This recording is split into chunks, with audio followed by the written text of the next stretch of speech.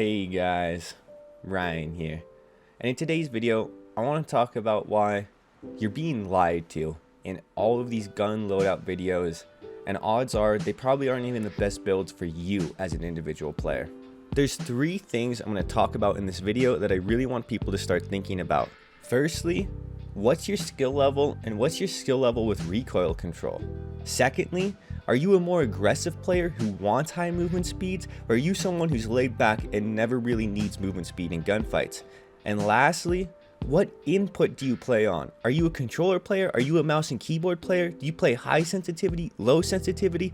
All of these things matter to what is going to be the best gun build for you, and I guarantee you're not even thinking about it, and nor are the people making the videos that you're watching to get your gun builds. Take for example this Vaznev 9K in the background.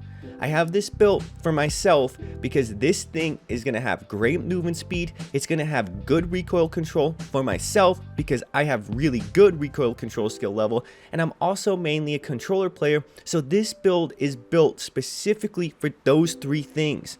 And when you watch a lot of videos, I guarantee that person is making the best build for them, their play style, and their overall view of the game, and for whatever input they use. If you're a mouse and keyboard player, and if you were to try a lot of my build and a lot of controller players' builds, it's gonna feel terrible, guys. And you're probably saying, well, why is that, Ryan? But we'll get into that later when I specifically show you the difference. So the first thing I really want you guys to consider is, what level of recoil control do you genuinely have? Because in my last sniper support video, I gave 3 different builds, and the last one I gave was the one I'd suggest for average players, and I make sure to talk about that. And the reason why is because that Hurricane build has almost no recoil. And one thing I found is oftentimes everyone has a different level of recoil control skill, and they don't even think about this. When I use something like the Kastov 7.62, I never think about the recoil. The gun just feels normal. I don't really think or feel the recoil. However, I've given that same exact build to so many of my friends, to so many people, and they always tell me, dude, holy cow, this thing bounces. Oh man, I feel the recoil.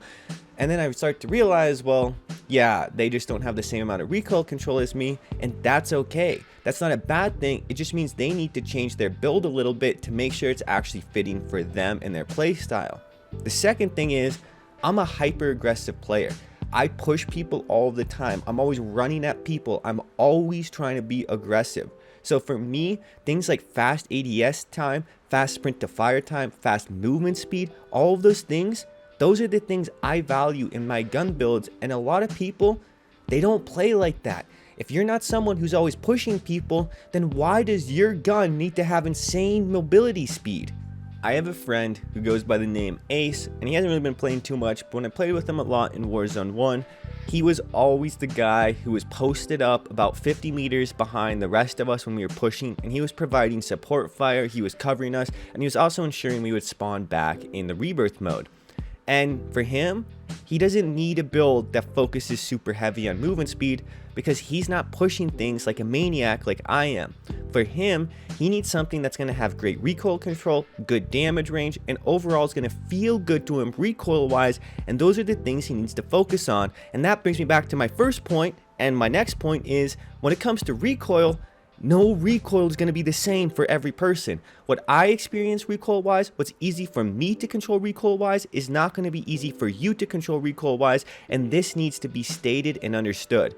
Now, of course, there are some guns like the Hurricane and other guns like that do have low recoil levels, and I do think are more universally low recoil, but a lot of the meta guns do not fit into these categories, and a lot of people go on YouTube, see the no recoil TAC 56 build, and they go and use it, and then they try in game, and they're like, bro, this recoil is actually absurd. Like, yeah, it's good, it has great damage, and maybe the recoil isn't as intense as other guns, but it's not no recoil. And once again, they're going to feel disappointed, they're going to feel lied to, and this is something I see time and time again on YouTube. And this is something that really is bothering me because I try and make my gun builds built for different playstyles and different players, but I also want people to understand you have to learn to build your own guns. And this is where this next part, when talking about mouse and keyboard versus controller, is super important. So right now in the background, I'm sitting here, I'm using these different guns, and I'm on controller right now, and then I'm going to switch to mouse and keyboard. And the recoil difference is night and day. And this is something most people don't think about. Now, I know the vast majority of people do use controllers, and probably a lot of my viewers do use controller because I make a lot of controller videos and aim assist videos. But I do also play mouse and keyboard, and mouse and keyboard has way easier vertical recoil control, but it's way harder to control horizontal recoil. With aim assist and the way aim assist works, it makes it so that if you have horizontal recoil on controller, you don't really experience it as badly as long as you're on target, because aim assist will help kind of stabilize your aim. If you're on mouse and keyboard and don't have aim assist, what happens is vertical recoil is so much easier to control than on controller, because all you're doing is taking your mouse and pulling down. On the flip side, horizontal recoil becomes a lot more difficult to control because it's very unnatural to kind of shake your mouse side to side while pulling down on it. So when you factor in everything I talked about in this video, the fact you have to consider your playstyle, your own recoil control level, whether you're using mouse and keyboard or controller, are you really sure that those YouTube builds you're copying are actually that good? Are you sure they're the best for you as an individual? And are you sure they're actually going to make you a better player? Because oftentimes what I found, it's not the case. And I don't mean to diss those people, because I make YouTube video builds. I do the exact same thing. But I hope you understand why you should maybe start to take the time to learn how to build guns yourself. And I'm going to talk about that in another video when I talk about tuning and how to actually make gun attachments and builds for yourself. But I'm going to start wrapping this video up, and I hope you guys understood this video is not meant to attack other YouTubers. I'm guilty of these very same things, but I just want to help you as an individual understand the content you're consuming and how to actually have the best experience on Warzone.